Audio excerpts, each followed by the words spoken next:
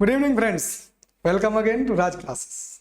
आज हम वही तीसरा चैप्टर, बड़ा स्लो चल रहे हैं। शिकायत तो नहीं है कहीं, स्लो चल रहे हैं लेकिन ठीक चल रहे हैं। चीजों को समझना जरूरी है। जल्दबाजी करने में चीजें स्किप हो जाती है तो आप 10 गुना टाइम दे देंगे, समझ में नहीं आती। इसलिए मेरा मानना है धीमे चलो, चीजों को ऑब्जर्व करते चलो, अच्छी तरह सीखते चलो। एक बार में ऐसा सीखो दोबारा भूलने की कभी नौबत ही ना आए और कहीं दोबारा पढ़ने की जरूरत ना। इसीलिए मैं थोड़ा सा धीमे चलूंगा बट कॉन्क्रीट चलूंगा, सॉलिड चलूंगा कि एक बार आपने समझ लिया एथिक्स क्या है तो बड़ा क्लियर हो जाए, दोबारा कहीं किसी की मदद की जरूरत ना पड़े, कुछ और खंगालने की जरूरत ना पड़े। ठीक है, तो हम एथिक्स यूनिट 3 में चले गए थे। यूनिट 3 का चैप्टर का नाम है एथिक्स एंड ह्यूमन इंटरफेस। उसमें हमने कई लेक्चर ले लिए हैं, 3-4, आप पीछे जाके देख सकते हैं। एक रिकैप ले लेते हैं कि हमने पिछले 3-4 लेक्चर्स में एथिक्स एंड ह्यूमन इंटरफेस वाले चैप्टर में, यूनिट में क्या क्या कवर कर लिया है। आइए, हमने समझ लिया कि डेफिनेशन क्या है एथिक्स की। उसमें एक टर्म आया होगा डेलिबरेट ह्यूमन एक्शन। फिर हमने डेलिबरेट ह्यूमन एक्शन और उसके कंपोनेंट्स को समझा था। फिर उसके बाद समझा था हमने स्कोप ऑफ एथिक्स। एथिक्स का स्कोप क्या है? राइट एंड रॉन्गनेस को देखना, गुड एंड बैडनेस को देखना, criteria of merit and demerit को देखना। यहां मैं नहीं समझा रहा हूं क्योंकि पिछले लेक्चर्स में समझा चुका हूं। अगर ये चीजें आपको डिटेल में समझनी है तो प्ले लिस्ट में जाइए और ये लेक्चर आपको वहां मिल जाएंगे। फिर समझा था ethics of scope of ethics में आगे चीजें समझी थी कि साइकोलॉजिकल प्रॉब्लम से कैसे एथिक्स डील करती है, फिलोसॉफिकल प्रॉब्लम से एथिक्स कैसे डील करती है, सोशियोलॉजिकल प्रॉब्लम से कैसे एथिक्स डील करती है, पॉलिटिकल प्रॉब्लम से कैसे एथिक्स डील करती है, रिलीजन से कैसे रिलेटेड है और इकोनॉमिक्स को एथिक्स कैसे डील करती है। फिर हमने समझा था कि what ethics is not. Ethics है ये तो समझ लिया, एथिक्स का स्कोप समझ लिया। इसके बाद ये भी जानना जरूरी है कि एथिक्स क्या नहीं है, यानी किसको एथिक्स के समान मानने की गलती हमको नहीं करनी है। तो वो गलती 4 नहीं करनी है। 4 टाइम क्या क्या? आपको वैल्यू को एथिक्स मान के नहीं चलना है, आपको सोशल नॉर्म्स को एथिक्स मान के नहीं चलना है, आपको किसी रिलीजन को एथिक्स मान के नहीं चलना है और किसी लॉ को भी आप एथिक्स से इक्वेट नहीं कर सकते। लेकिन all 4 these things are part of ethics but these are not ethics. समझा नहीं पाया? एथिक्स कुछ ह्यूमन बॉडी की तरह है, कंप्लीट ह्यूमन बॉडी एथिक्स है। उसमें वैल्यूज मान लो हाथ है, उसमें सोशल नॉर्म्स मान लो सर है, रिलीजन मान लो धड़ है और लॉ मान लो पैर में। तो है तो ये बॉडी का पार्ट ही, लेकिन इनमें से कोई भी बॉडी नहीं है। समझ पा रहे हैं आप? मतलब these are constituent of ethics but they are not ethics in itself. Am I clear?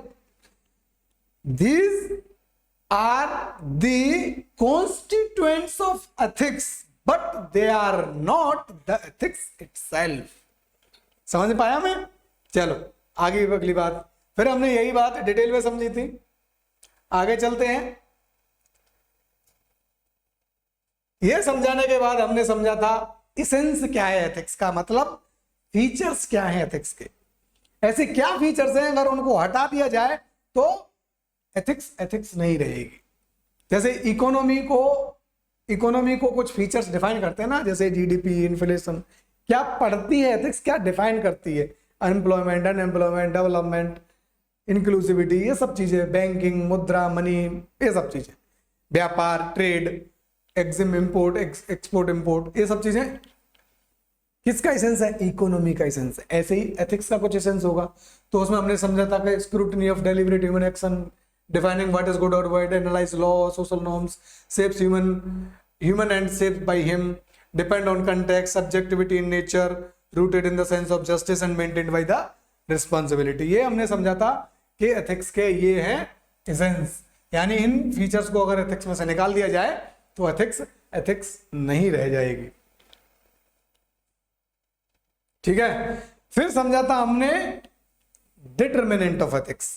Determinant of ethics से मतलब समझा था कि वो पैरामीटर जो किसी पर्टिकुलर सिचुएशन में किसी पर्टिकुलर इंडिविजुअल के किसी पर्टिकुलर कंडक्ट की एथिकलिटी चेक करने के लिए कुछ पैरामीटर जो होते हैं उनको बोलते हैं डिटर्मिनेंट्स ऑफ एथिक्स। कंफ्यूज नहीं होना है किससे? फैक्टर्स अफेक्टिंग एथिक्स से, जो हमारी अगले स्लाइड का हिस्सा था।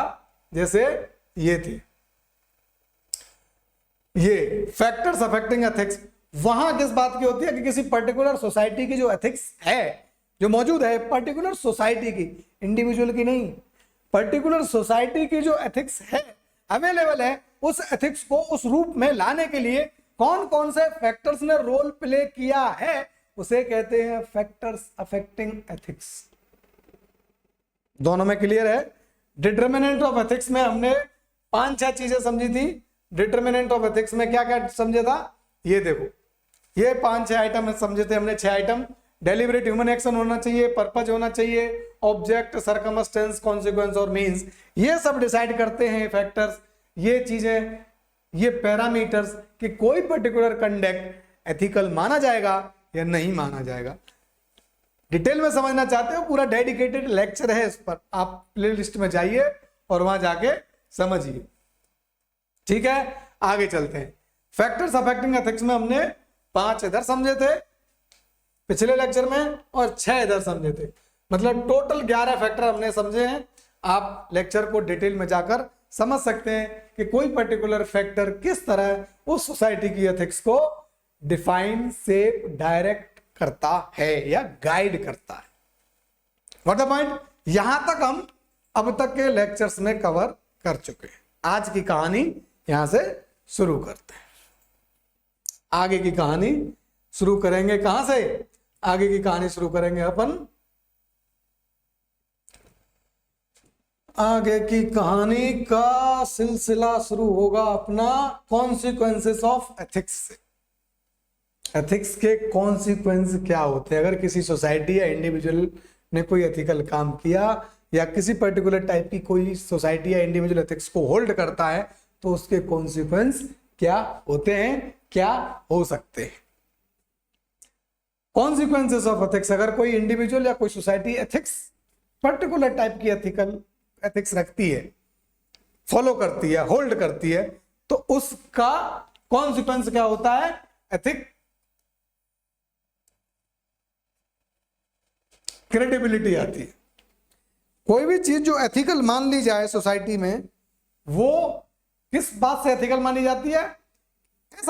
ऐसा माना जाता है कि जो चीज, जो वैल्यू, जो बात, जो चीज, जो एक्टिविटी, जो कंडक्ट, जो वे ऑफ बिहेवियर, जो वैल्यू एथिकल मान ली जाए, जनरल परसेप्शन ये है कि वो वैल्यू, वो बिहेवियर, वो एक्शन, वो कंडक्ट जनरली सोसाइटी के लिए यूजेबल है, मतलब फंक्शनल है, उसकी यूटिलिटी है, उसकी यूजेबिलिटी है, वो काम का है, मतलब वो उपयोगी है, फंक्शनल। तो जब कोई कॉन्सिक्वेंसेस ऑफ एथिक्स का मतलब ये है कि वहां कोई पर्टिकुलर टाइप की एथिक्स मानी जा रही है, और एथिक्स कोई भी हो उस सोसाइटी के लिए तो कम से कम फायदेमंद होगी। तो जब कोई सोसाइटी या इंडिविजुअल एथिक्स का पालन करता है, फॉलो करता है, होल्ड करता है, तो उससे उसकी क्रेडिबिलिटी बढ़ती है।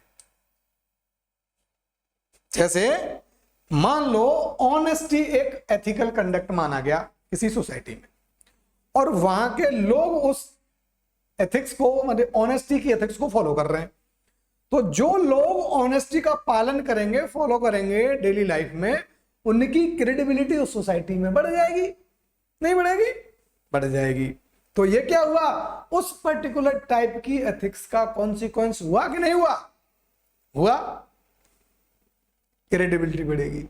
ऐसे ही अगर इंडिविजुअल की जगह ऑनेस्टी का पालन लार्जर सोसाइटी करे, जैसे फॉरेन रिलेशंस में एक देश है जो कह के नाट जाता है कि हम ये करेंगे, बाद में बोला कि हम नहीं कर पा रहे, हाँ हम नहीं करेंगे, तो उस सोसाइटी की, उस नेशन की, उस कंट्री की क्रेडिबिलिटी कम हो जाती। लेकिन एक देश ने बोल दिया कि हम ऐसा करेंगे और वो कर गया, तो उस देश की, उस नेशन की क्रेडिबिलिटी बढ़ जाती है ना। जैसे पुलवामा अटैक के बाद मोदी जी ने कुछ बोला और फिर वैसा हुआ, तो क्रेडिबिलिटी दुनिया में बढ़ी कि हाँ इंडिया अगर बोलता है कर भी सकता है। ऑनेस्टी, ठीक है। ऐसे ही आजकल हमारे विदेश मंत्री जयशंकर साहब इंडिया की क्रेडिबिलिटी को बढ़ा रहे हैं, क्योंकि जैसा जैसा वो बोलते हैं फॉरेन पॉलिसी में वैसा वैसा रिफ्लेक्ट भी होने लगता है। उन्होंने बोला कि हम रूस से तेल खरीदेंगे तो खरीदेंगे, डरे नहीं। वहां उन्होंने करेज भी दिखाया, ऑनेस्टी भी दिखाई, डरे नहीं वो यूरोपियन कंट्रीज से और यूएसए की धमकियों से। हमने फिलिस्तीन का सपोर्ट किया तो हम कर रहे हैं, ये हमारी ऑनेस्टी, हमारी क्रेडिबिलिटी को बताता है। तो किसी नेशन की भी क्रेडिबिलिटी अगर किसी पर्टिकुलर एथिक्स को फॉलो करती है तो बढ़ती है। इंडिविजुअल की समझा दिया, नेशनल लेवल पे भी समझा दिया। अब तो नहीं भूलोगे। चलो आगे चलते हैं। दूसरा जो बेनिफिट है, कॉन्सिक्वेंस है, वो है सोशल कैपिटल। सोशल कैपिटल बढ़ता है अगर आप एथिक्स का पालन करते हैं। जैसे सोशल कैपिटल का क्या मतलब है? Social relations. सोशल कैपिटल से मतलब है healthy social relations. Healthy social relations. Healthy कौन सा रिलेशन? Social relations. अगर आप एथिक्स का पालन करते हैं अपनी फ्रेंड सर्कल में, आप अगर बात को कहकर नाट नहीं जाते, अगर आपने वादा कर दिया कि रात के 8 बजे हम उस पर्टिकुलर टाइम पे मिलेंगे, उस जगह पर, उस बार में, उस जब चौराहे पर, उस खेत में, उस मंदिर पर, उस मस्जिद में, कहीं भी आपने बोल दिया कि रात को 8 बजे वहां मिलेंगे, तो और आप पहुंच गए और आप सबसे पहले पहुंचे, तो उन फ्रेंड सर्कल में, उस फ्रेंड सर्कल में आपकी क्रेडिबिलिटी सबसे ज्यादा हो। और आप बोल के गए कि मैं 8 बजे आऊंगा और आप पहुंचे वहां 10 बजे, तो आपकी क्रेडिबिलिटी कम हो जाएगी। ये तो लपड़ा आदमी है, इसकी बातों में नहीं आना। तो क्रेडिबिलिटी, सोशल रिलेशंस, फिर आपसे लोग दूरियां बनाने लगेंगे। आप जो कह रहे हैं वो अगर आप नहीं कर पा रहे हैं तो आपकी सोशल कैपिटल वीक हो जाएगी। आप एथिक्स का, सोसाइटी की एथिक्स का पालन नहीं कर रहे हैं, डिविएंट हो जाते हैं, तब भी सोसाइटी में आपके लोग दूरियां काटने लगेंगे, बनाने लगेंगे, और आपका सोशल कैपिटल कम हो जाएगा। मतलब आपकी सोशल इंपॉर्टेंस, सोशल रिलेवेंस कम हो जाएगी। तो अगर आप सोसाइटी के नॉर्म्स, जो एथिक्स के रूप में डोमिनेटिव पोजीशन में फेमस है, चल रही है, प्रचलन में है, उसको पालन करते हो, तो सोसाइटी में आपका रिकॉग्निशन, सम्मान, रिस्पेक्ट बढ़ जाए। इसी को सोशल कैपिटल बोलते हैं। आपकी बात सुनी जाएगी अगर आप सोसाइटी के नॉर्म्स के हिसाब से चलते। और अगर आपने सोसाइटी से डिविएंस किया लिबर्टी के नाम पे, तो फिर सोसाइटी में जो सोशल कैपिटल आपके इर्द गिर्द होना चाहिए वो कम हो जाता है। तो या तो आप सोशल कैपिटल फॉलो करो, या लिबर्टी इंडिविजुअलिज्म फॉलो करके आप सोशल कैपिटल को भूल जाओ। दोनों चॉइस आपकी। सोशल कैपिटल चाहिए तो आपको सोशल एथिक्स का पालन करना पड़ेगा, और सोशल एथिक्स का पालन नहीं करना चाहते हो, इंडिविजुअलिज्म करना चाहते हो, तो आपको सोशल कैपिटल से दूर जाना पड़ेगा। फिर आप में उसकी आपको चिंता करने की जरूरत नहीं रहनी चाहिए। दोनों चीजें एक साथ नहीं मिलेंगी। आप ये नहीं कह सकते कि मैं सोशल एथिक्स का पालन भी नहीं करूंगा और मेरी सोशल कैपिटल भी अच्छी होनी चाहिए। दोनों एक साथ नहीं हो सकते। या तो आप इंडिविजुअलिज्म अपना कर, लिबर्टी, फ्रीडम यूज करके अपना अलग रास्ता अपना लो, डिविएंस हो जाओ। जरूर नहीं आप गलत रास्ते पर ही जाओ, लेकिन आप सोशल नॉर्म से, सोशल एथिक्स से अलग चले गए, सोशल सेटअप से अलग चले गए। सोशल सेटअप है कि जॉइंट फैमिली रखेंगे, लेकिन आपने चुना कि मैं तो शादी के बाद या शादी से पहले ही अलग से रहूंगा। सोशल सेटअप है कि कम से कम 1-2 बच्चा होना चाहिए, आपने बोला कि मैं कोई बच्चा नहीं करूंगा। सोशल सेटअप है, सोशल वैल्यू है कि शादी करनी ही है और पर्टिकुलर एज में कर लेनी है। आपने डिसाइड किया कि नहीं, मुझे शादी करनी ही नहीं है, या मुझे डिले करनी है, लेट करनी है शादी, 35 की साल में, 40 साल की उम्र में करनी है। तो ये आप कहां जा रहे हो? सोशल नॉर्म से, सोशल एथिक्स से डिविएट कर रहे हो। और ऐसा अगर डिविएट करते हो तो आपकी सोशल कैपिटल कम होगी, यानी सोसाइटी में आपको मतलब इंफीरियर नजर से देखा जाएगा, सम्मान से नहीं देखा जाएगा। Got the point? एथिक्स जब पालन करते हैं आप इंडिविजुअल के तौर पे या सोसाइटी के तौर पे, तो एथिक्स का पालन है मतलब आप आपको कम से कम लोगों को डिससेटिस्फाइड कर रहे हो क्या? और जब आपसे कम लोग डिससेटिस्फाइड होंगे तो टसल की प्रोबेबिलिटी कम होगी, और टसल की प्रोबेबिलिटी कम होगी तो हैप्पीनेस की प्रोबेबिलिटी बढ़ेगी। क्योंकि जब आपसे लोग आपके विरोध में नहीं होते हैं तो वो ओबीएससी केस में, ज्यादातर केस में न्यूट्रल रहने की बजाय आपके कोऑपरेटिव हो जाते हैं। आपने किसी फैमिली, किसी सोसाइटी, किसी ऑर्गेनाइजेशन में ये एक्सपीरियंस जरूर किया होगा कि जहां लोग आपके साथ कोऑपरेट करते हैं, वो कोऑपरेट करने की कंडीशन क्या है कि आप उनके जो सोशल पैटर्न है, जो सोशल नॉर्म है, एथिक्स है, जो मेजॉरिटी मानती है, अगर आप उनको फॉलो करोगे तो वो आपके साथ कोऑपरेट करने के लिए बड़ा इजीली तैयार होंगे। लेकिन आप उनके पर्टिकुलर सोशल सेटअप को फॉलो नहीं करते हो तो लोग आपके साथ कोऑपरेट नहीं करेंगे, आपका विरोध करेंगे। जहां नॉन कोऑपरेशन बढ़ेगा वहां टसल बढ़ने की प्रोबेबिलिटी बढ़ेगी, जहां टसल बढ़ेगा वहां हैप्पीनेस कम हो। तो अगर आपको हैप्पीनेस चाहिए, खुश रहना है, सुखी रहना है, तो भैया सोशल एथिक्स को फॉलो करो। और अगर आप सोशल एथिक्स को फॉलो नहीं करते तो टसल का सामना आपको करना पड़ेगा, फैमिली में भी, सोसाइटी में भी, ऑर्गेनाइजेशन में भी। अब ये आपकी मेंटल कैपेबिलिटी है कि उस टसल को हैप्पीनेस में कैसे कन्वर्ट करें। लेकिन इन जनरल हैप्पीनेस की डेफिनेशन सोसाइटी से जोड़कर देखी जाती है, और सोसाइटी से जोड़कर देखने का मतलब है कि आपको एथिक्स का पालन करना होगा अगर खुश रहना है। यह बात अलग है कि आप सोशल नॉर्म्स को फॉलो न करके भी खुश रह सकते हैं, लेकिन उसके लिए आपको मेंटल एनरिचमेंट करना होगा, प्रशांत आचार्य प्रशांत बनना होगा। ये हर एक के बस की बात नहीं, क्योंकि इसके लिए बहुत पढ़ना पड़ता है। क्योंकि आप किसी पर्टिकुलर सेट ऑफ नॉर्म्स को दरकिनार तभी कर सकते हो जब आपको उससे बेहतर सेट ऑफ नॉर्म्स की अवेयरनेस दिमाग में हो। आप जानते हो कि कलेक्टिविटी से ज्यादा बेहतर आइडिया है लिबर्टी, इंडिविजुअलिज्म। फैमिली वैल्यू से ज्यादा जरूरी है इंडिविजुअल डिग्निटी, इंडिविजुअल प्राइवेसी का रिस्पेक्ट करना। अगर आप फैमिली को वैल्यू ज्यादा देते हैं, इंडिविजुअल लिबर्टी को वैल्यू कम देते हैं, तो आप कभी भी इस बात को स्वीकार नहीं कर पाओगे कि फैमिली वैल्यूज का डिविएशन हो। अगर उस केस में कोई भी आप खुद डिविएट होते हो फैमिली वैल्यूज से, या आपका बच्चा डिविएट होता है, तो आप डिससेटिस्फाइड हो जाओगे और आप दुखी हो जाओगे। आपको दुखी नहीं होना है डिविएंट होने के बावजूद, तो यह इंश्योर करना पड़ेगा कि आपका मेंटल एबिलिटी, मेंटल कैपेबिलिटी उस सोशल सेटअप से ज्यादा हो जो पर्टिकुलर सोसाइटी सोच रही है। और उससे ज्यादा सोचने का मतलब है कि आपको उनसे आपका जो मेंटल लेवल है वो ऊपर ले जाना पड़ेगा। और मेंटल लेवल ज्यादातर केस में एजुकेशन से आता है, इजियर वे। और भी तरीके हो सकते हैं, एक्सपीरियंस हो सकता है, इन्फ्लुएंस हो सकता है। आप अमेरिका चले के घूम के चले आए, लिबर्टी की वैल्यू समझ आए बिना पढ़े लिखे, या किसी से इंटरेक्शन हुआ आपका, कोई मिल गया आचार्य प्रशांत टाइप का गुरु, पढ़ा नहीं आपने, आचार्य गुरु ने बता दिया और मान लिया, ये भी तरीका हो सकता है। लेकिन इन जनरल केस में जो ज्यादातर लोग मेंटल एबिलिटी हासिल किए, उनके पीछे उनकी एजुकेशन का बहुत बड़ा रोल है, उनकी मेंटल ओपनिंग के लिए। तो दिमाग के दरवाजे एजुकेशन से खुलते हैं, इसीलिए एजुकेशन को अंबेडकर साहब ने सबसे बड़ा हथियार माना था और बनाया था। Got the point? Decision making. आप जितनी अच्छी एथिक्स जानते हो, आप उतना अच्छा डिसीजन ले सकते। आपको अगर यूटिलिटेरियन एथिक्स ही पता है, डियोंटोलॉजी के बारे में पता ही नहीं, तो आप लिमिटेड टाइप का डिसीजन लोगे। आप हर डिसीजन में केवल यूटिलिटी ढूंढोगे, फंक्शन ढूंढोगे, फायदा ढूंढोगे, ग्रेटेस्ट गुड ढूंढोगे, प्लेजर ढूंढोगे। लेकिन जब आपको डियोंटोलॉजिकल पता है अप्रोच, तो आप ड्यूटी ढूंढोगे।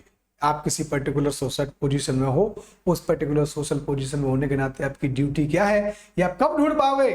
फायदे के साथ साथ जब आप डियोंटोलॉजिकल अप्रोच से परिचित होगे, जानते होगे कि डियोंटोलॉजिकल अप्रोच भी कोई चीज होती है जो ड्यूटी पर बल देती है। Do your duty irrespective of consequences. तो इस बात की अवेयरनेस अगर आपको होगी, तभी आप उस पर्टिकुलर एक्ट के फायदे के साथ साथ उस पर्टिकुलर एक्ट को करते समय जो आप जिस पर्टिकुलर पोजीशन में हो, वहां आपकी ड्यूटी क्या होनी चाहिए, ये दो बातें जहां मिल जाएंगी, तब एक बेहतर डिसीजन होगा। एग्जाम्पल से समझते हैं।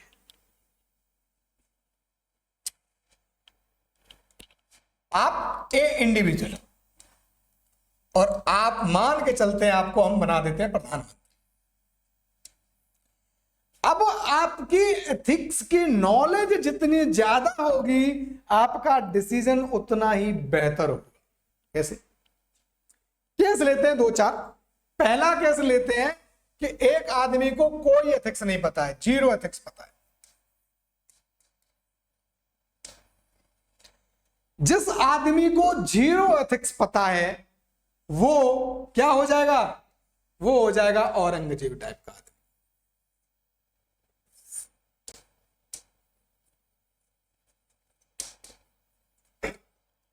औरंगजेब टाइप का आदमी हो जाएगा, मतलब उसे जो जैसा गाइड करता रहेगा वो वैसा करता रहेगा, उसका अपना दिमाग कम चलेगा। जो आदमी केवल यूटिलिटेरियन डोमिनेट होगा,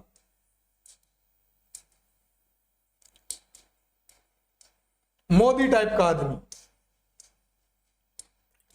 अब मोदी जी का दिमाग ज्यादातर केस में यूटिलिटी पर डिपेंड करता है।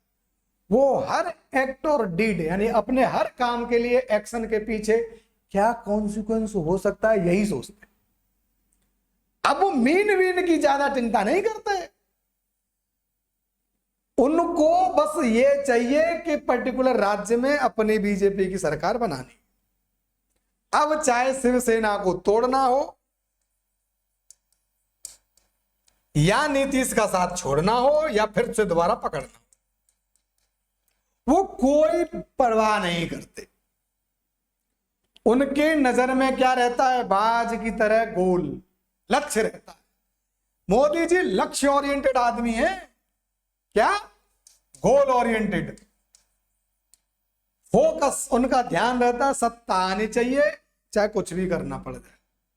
झूठ बोलना पड़ जाए झूठ बोलते हैं, सच बोलना पड़ जाए सच बोलते हैं, रोना पड़ जाए रो जाते हैं, हंसना पड़ जाए हंस जाते हैं, कोई और वेशभूषा धारण करनी हो वो कर लेते हैं, चुप रहना हो चुप रह लेते हैं और बोलना हो बोल लेते हैं। मोदी जी को किसी भी तरह सत्ता चाहिए, हर राज्य में चाहिए, हर जगह चाहिए और बड़ी से बड़ी चाहिए। ऐसे आदमी के डिसीजंस पार्शियल होते हैं और यही वजह है कि जो पॉलिटिकल अनएथिकल काम हमारे देश में पिछले 10 साल में हुए, चाहे वो शिवसेना का विभाजन हो या और भी घटनाएं जहां राज्यपाल का शासन, प्रेसिडेंट रूल लगाया गया राज्यपाल की मदद। फोकस गोल पे है, केवल उनका डिसीजन गोल ओरिएंटेड है। जब आदमी फायदे के साथ साथ यूटिलिटेरियन होने के साथ साथ ड्यूटी को भी फील करे, ड्यूटी को भी फील करे, तब डिसीजन आते हैं अच्छे। और इस डिसीजन में बात आती है रिजर्वेशन की। रिजर्वेशन का डिसीजन जिसने लिया होगा उसमें गोल तो रहा होगा, लेकिन गोल के साथ ड्यूटी भी रही होगी, ड्यूटी का भी डिसीजन रहा होगा, ड्यूटी से ओरिएंटेशन भी रहा होगा कि हम पर्टिकुलर पावर पोजीशन में हैं तो क्या ये हमारी ड्यूटी नहीं है कि हम बैकवर्ड क्लासेस का एम्पावरमेंट इंश्योर करें। बैकवर्ड क्लासेस का एम्पावरमेंट गोल है, लेकिन उस गोल का डिसीजन लेने की ड्यूटी जिसने फील करी उसने ये रिजर्वेशन लाया। तो ड्यूटी, गोल के साथ ड्यूटी की फीलिंग डिसीजन को बेहतर बना रही है। आपने देखा होगा कि रिजर्वेशन का डिसीजन जितना बेहतर है उतना शिवसेना को तोड़ने का डिसीजन बेहतर नहीं माना जा सकता। समझ पा रहे हैं आप?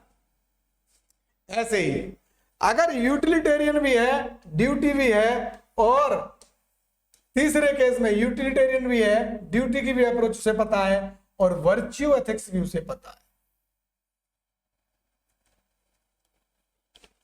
वर्च्यू एथिक्स भी पता है, तब और बेहतर डिसीजन लिया जाएगा। पता है कि गोल क्या है, गोल अच्छा होना चाहिए, पहली बात। दूसरा, उसकी ड्यूटी, उस पर्टिकुलर काम को करते समय ड्यूटी भी बेहतर, अपनी ड्यूटी का पालन हो और ड्यूटी वर्चुअस हो। इसमें नाम आएगा मदर टेरेसा का, महात्मा गांधी जी का और जवाहरलाल नेहरू जी का। ये 3 नाम बड़े अच्छे नाम हैं, यहां आप यूज कर सकते हैं। इन तीनों के कामों से आपको अवगत कराने की जरूरत नहीं है, इंट्रोड्यूस कराने की जरूरत नहीं है, तीनों के काम आपको पता है।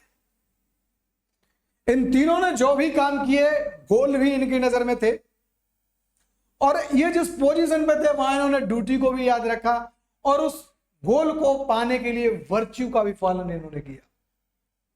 एक ने कंपैशन का किया, एक ने सत्याग्रह का किया और दूसरे ने रैशनैलिटी के हिसाब से डिसीजन लिए। समझ पा रहा हूं, समझा पा रहा हूं अपनी बात को, कि जितनी एथिक्स की नॉलेज जितनी ज्यादा होगी, डिसीजन उतना बेहतर होता चला जाएगा। समझा पाया मैं 3 डिफरेंट एग्जांपल से? नहीं समझा पाया? चल आगे चलते। हैप्पीनेस, डिसीजन मेकिंग बेहतर कैसे होती है? जितनी ज्यादा जिसकी एथिक्स की नॉलेज, वो उतना अच्छा decision maker. Sense of being तभी एलिवेट कर सकते हो जब आपकी एथिक्स बहुत अच्छी हो। गांधी जी का सेल्फ ऑफ बीइंग एक ऑर्डिनरी मैन से ज्यादा अच्छा रहा होगा। बुद्ध का self of being, sense of being, sense of being Buddha ji का, महात्मा बुद्ध की बात कर रहा हूं, सेंस ऑफ बीइंग कैसे ग्रेट हुआ? उनकी एथिक्स से। महावीर जैन का सेंस ऑफ बीइंग, कबीर का सेंस ऑफ बीइंग, तुलसीदास का सेंस ऑफ बीइंग, किन चीजों ने एलिवेट किया सेंस ऑफ बीइंग? जब आदमी एथिक्स का पालन करता है तो सेंस ऑफ बीइंग भी एलिवेट होता है। Is that clear? चल, ये कॉन्सिक्वेंसेस रहे आपके मेजर। तो अब आप आंसर लिख पाओगे कॉन्सिक्वेंसेस ऑफ एथिक्स पर, जब भी कभी क्वेश्चन आएगा लिख लेंगे। Is that clear? चल आगे चल।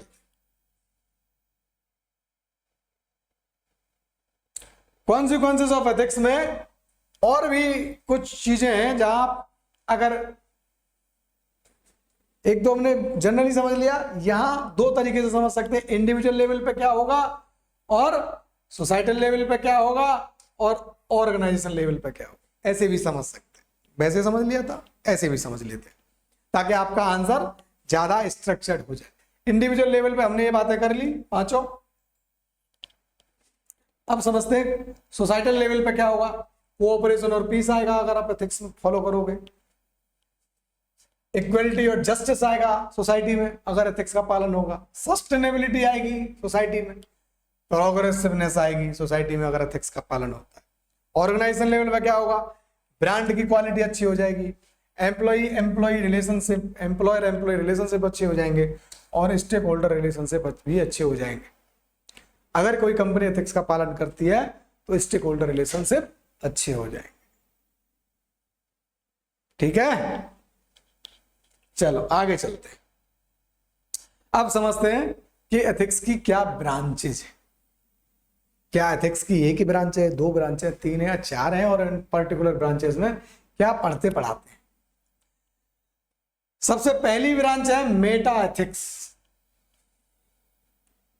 मेटा एथिक्स ये ढूंढने की कोशिश करती है कि what is meant by right and wrong. हम राइट एंड रॉन्ग चिल्ला रहे हैं सुबह से शाम से पिछले 4-5 लेक्चर्स में। तो मेटा एथिक्स से वो बताएगी कि मतलब ही क्या है राइट का। क्या ऐसे फैक्टर्स हैं, क्या ऐसे कंपोनेंट्स हैं, पैरामीटर्स हैं जो किसी बात को राइट बना देते हैं और किसी बात को रॉन्ग बना देते हैं। तो वो पैरामीटर्स जिस ब्रांच ऑफ एथिक्स में पढ़े जाते हैं कि क्या चीजें हैं जो किसी चीज को, किसी बात को, किसी काम को राइट बना देते हैं, और क्या फैक्टर्स, क्या रिस्पॉन्सिबल, क्या डिटरमिनेंट्स हैं, क्या पैरामीटर्स हैं जो किसी बात को रॉन्ग बना देते हैं, गलत बना देते हैं। तो उन फैक्टर्स, डिटरमिनेंट या पैरामीटर्स की जहां स्टडी हो, वो उस ब्रांच का नाम होगा Meta ethics. Is that clear? दूसरी है नॉर्मेटिव एथिक्स। यही डोमिनेंट एथिक्स है। जो बताती है कि ये सही है, ये गलत है, ये सही है, ये गलत है। इसमें हम डिफरेंट अप्रोचेस पढ़ेंगे, वर्च्यू एथिक्स पढ़ेंगे, कॉन्ट्रैक्ट थ्योरी पढ़ेंगे, यूटिलिटेरियन थ्योरी पढ़ेंगे, टेलीलॉजी बोलते हैं इसको, और डियोंटोलॉजिकल अप्रोच पढ़ेंगे, और जस्टिस थ्योरी पढ़ेंगे। ये मेजर 5 थ्योरी हम इसमें पढ़ेंगे सोशल कॉन्ट्रैक्ट को मिला के। Is that clear? तो ये नॉर्मेटिव एथिक्स है। नॉर्मेटिव एथिक्स डिसाइड करेगी कि ऐसा करना चाहिए, ये सही है, ऐसा करना चाहिए, सही है, ये सही है, ये सही है, मतलब नॉर्म बनाएगी। क्या बनाएगी? रूल बनाएगी, मतलब ये सही, ये गलत, ये सही, ये गलत। पहली एथिक्स ने, मेटा एथिक्स ने क्या डिसाइड किया था कि क्या सही है, क्या फैक्टर्स हैं जो किसी बात को सही और गलत बनाते हैं। और अगली एथिक्स क्या बता रही है कि ये फॉलो करो, ये फॉलो करो, ये फॉलो करो, ये फॉलो करो, ये मत फॉलो करो, ये मत फॉलो करो, ये मत फॉलो करो, ये सही है, ये गलत, ये चीज। तो नॉर्मेटिव एथिक्स में हम मेजरली 5 थ्योरीज पढ़ेंगे। वर्च्यू एथिक्स पढ़ेंगे जो वर्चुअस कामों को प्रमोट करेगी, बताएगी कि ये करना ठीक है, ये करना, करेज, टेम्परेंस टाइप की वैल्यू प्रमोट। उसके बाद यूटिलिटेरियन एथिक्स पढ़ेंगे, जेरेमी बेंथम और जेएस मिल की। उसके बाद पढ़ेंगे social contract theory, social contract theory. ये किसकी है? थॉमस हॉब्स, जॉन लॉक और रूसो, 3 लोग यहां पढ़ेंगे। थॉमस हॉब्स, जॉन लॉक और रूसो, 3 लोग यहां पढ़ेंगे। यहां 3 लोग पढ़ेंगे मेजरली, सोक्राट, अरिस्टो और प्लेटो। और यहां 2 लोग पढ़ेंगे मेजरली, जेरेमी बेंथम, जेएस मिल। ये बताएंगे। फिर उसके बाद पढ़ेंगे जस्टिस थ्योरी, किसकी? जॉन रॉल्स की। फिर डियोंटोलॉजी पढ़ेंगे,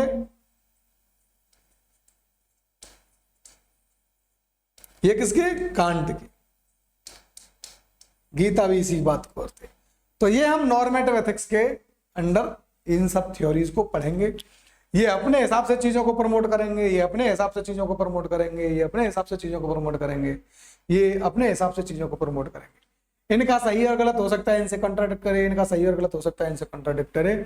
आने वाले लेक्चर्स में हम ये सारी चीजें डिटेल में पढ़ेंगे। लेकिन अब मेजरली ये समझ लो कि नॉर्मेटिव एथिक्स का काम है सोसाइटी को नॉर्म्स देना कि ये एथिकल है, ये करो, ये एथिकल है, ये करो, ये एथिकल है, ये करो, ये एथिकल है, ये करो, ये अनएथिकल है, ये मत करो, ये अनएथिकल है, ये मत करो। ये भी नॉर्मेटिव एथिक्स है। तो जहां डायरेक्शंस हो सोसाइटी के लिए कि ये करना है, ये नहीं करना है, गाइडलाइंस हो, रूल्स हो, सोशल नॉर्म्स हो, टाइप की चीजें हो, वो आ जाती है normative ethics. Is that clear? बहुत सिंपल भाषा में समझना है, ज्यादा लोड नहीं। एक होता है डिस्क्रिप्टिव या कंपैरेटिव एथिक्स। इसमें क्या है? एक सोसाइटी उठाएंगे हम, इंडियन सोसाइटी, और दूसरी सोसाइटी उठाएंगे पाकिस्तानी सोसाइटी, और दोनों सोसाइटी के एथिक्स को कंपैरेटिव स्टडी करेंगे। यहाँ ये सही है, यहाँ ये सही है, यहाँ ये गलत है, यहाँ ये गलत है, यहाँ सही मानने का ये आधार है, यहाँ ये। तो कंपैरेटिव स्टडी, 2 से ज्यादा सोसाइटीज का कंपैरेटिव स्टडी करें एथिक्स के सेक्शन का। इसकी एथिक्स और इसके एथिक्स में क्या अंतर है, क्या समानताएं हैं, क्या विभेद है, डिफरेंसेस और सिमिलरिटीज। जब हम आइडेंटिफाई करने की कोशिश करते हैं जिस एथिक्स में, उसको बोलते हैं डिस्क्रिप्टिव एथिक्स। मतलब हमारे यहाँ की मोरलिटी को पाकिस्तान की मोरलिटी से कंपेयर करना, उसकी डिमेरिट और डिमेरिट्स को एनालिसिस करना, उनके कॉजेस के पीछे जाना कि यहाँ की मोरलिटी के पीछे क्या कारण है कि ऐसी मोरलिटी डेवलप हुई, इंडिया की मोरलिटी के पीछे क्या कारण है कि यहाँ पर्टिकुलर टाइप की मोरलिटी डेवलप हुई। दोनों का कंपेरेटिव स्टडी कर रहे हैं। मतलब हम किसी पर्टिकुलर सोसाइटी की मोरलिटी के पीछे के फैक्टर्स, कॉन्सिक्वेंसेस, सब चीजों को जाने, तो वो होती है डिस्क्रिप्टिव एथिक्स। मतलब एक इंडिविजुअल उठा लो, मान लो हमने उठाया, और आप समझने की कोशिश कर रहे हैं कि इसकी एथिक्स ऐसी क्यों है, इसके कॉन्सिक्वेंसेस क्या हो सकता है, इसको कौन कौन से फैक्टर जो अफेक्ट कर रहे हैं, इसकी एथिक्स ऐसी बनी ही क्यों, इसे चेंज कैसे किया जाए। ये जिन चीजों के जो ब्रांच, जो एथिक्स की जो ब्रांच समझा रही है, समझने की कोशिश कर रही है, उसको बोलेंगे कौन सी एथिक्स? Descriptive ethics. मतलब किसी इंडिविजुअल की या इंडिविजुअल सोसाइटी की या ग्रुप ऑफ इंडिविजुअल की या ग्रुप ऑफ सोसाइटीज की एथिक्स की स्टडी करना। कंपैरिजन होगा और नहीं भी होगा दोनों केसेस में, लेकिन उसकी एथिक्स को ही स्टडी करना ये क्या है, क्यों चेंज हुई, क्या चेंज हुआ, कैसे चेंज होगा, क्या कॉन्सिक्वेंसेस होगा, क्या फैक्टर्स अफेक्ट कर रहे हैं, ये सब चीजें उस पर्टिकुलर इंडिविजुअल सोसाइटी या ग्रुप ऑफ सोसाइटी की स्टडी करी जाए जिस शाखा में, ब्रांच में, उसको बोलेंगे डिस्क्रिप्टिव एथिक्स। मतलब उस पर्टिकुलर इंडिविजुअल सोसाइटी की एथिक्स को डिस्क्राइब करने की कोशिश कर रहे हैं कि ये यूं है, ये यूं था, ये यूं है, इसका कॉन्सिक्वेंसेस ये है, इसके कॉजेस ये हैं, इसके मतलब फैक्टर्स ये हैं, सारी चीज। दूसरा है, लास्ट है अप्लाइड एथिक्स। आपने सीख ली दुनिया भर की चीजें, अब आप उसे अप्लाई कैसे करते। यहां हम फिर कई फील्ड्स बांटेंगे, कॉर्पोरेट एथिक्स पढ़ेंगे, जर्नलिस्ट एथिक्स पढ़ेंगे, मीडिया एथिक्स का नाम से जाना जाता है, गवर्नेंस एथिक्स पढ़ेंगे, गुड गवर्नेंस टाइप की चीजें। यहाँ कई फैक्टर्स हैं, मेडिकल एथिक्स पढ़ेंगे कि मेडिकल लाइन के लोगों को लॉ कॉर्पोरेट के मामलों को कौन से एथिक्स फॉलो करने चाहिए, जो वकील होते हैं। एजुकेशन टीचर लाइन में कौन सी एथिक्स फॉलो होनी चाहिए। सब तरह के हर डोमेन के लिए एथिक्स बन सकती है, बहुत ज्यादा जो लोड लेने की जरूरत नहीं है। जैसा प्रोफेशन हो उसकी वैसी एथिक्स। जो प्रोफेशन जो डॉक्टर के लिए एक पर्टिकुलर टाइप की एथिक्स चाहिए, वही वकील को तो नहीं चाहिए होगी, उम्मीद करता हूँ। इतनी तो समझदारी आपको होगी कि जो एथिक्स जर्नलिस्ट के लिए चाहिए, एक मीडिया में जो आदमी काम कर रहा है उसे चाहिए, वही एथिक्स पॉलिटिशियन को तो नहीं चाहिए, है ना। तो हर एक फील्ड की अपनी एक एथिक्स होती है। एडमिनिस्ट्रेशन में कुछ अलग टाइप की एथिक्स की जरूरत पड़ेगी, तो हर एक पर्टिकुलर प्रोफेशन की एक पर्टिकुलर एथिक्स होती है। तो उस पर्टिकुलर प्रोफेशन की पर्टिकुलर एथिक्स को पढ़ना समझना, ये कहाँ आता है, अप्लाइड एथिक्स। मतलब आप किसी प्रोफेशन में जा रहे हो, वहां उस पर्टिकुलर टाइप की एथिक्स का पालन हो रहा है, नहीं हो रहा है, क्यों नहीं हो रहा है, कितना हो रहा है, ये सब आता है किसमें, अप्लाइड एथिक्स में। Is that clear. हमने ब्रांचेस ऑफ एथिक्स समझ ली, चलो अच्छी बात है, समझ ली। यहीं पे हमारा आज का एथिक्स एंड ह्यूमन इंटरफेस करके जो चैप्टर था खत्म। यानी आज हमने तीसरी यूनिट को खत्म कर लिया ले देकर। देर लगी, 4 से 5 लेक्चर रिकॉर्ड करने पड़ गए इसमें, लेकिन उम्मीद करता हूं कि मैं बेहतरी से इसको आपको समझा पाया हूं।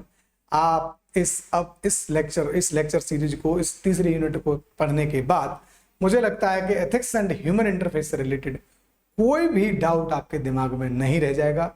अगर रहता है तो कमेंट बॉक्स में बताइए, एक अलग से डेडिकेटेड वीडियो आपके कमेंट्स के बेस पे बना दी जाएगी। Thank you very much.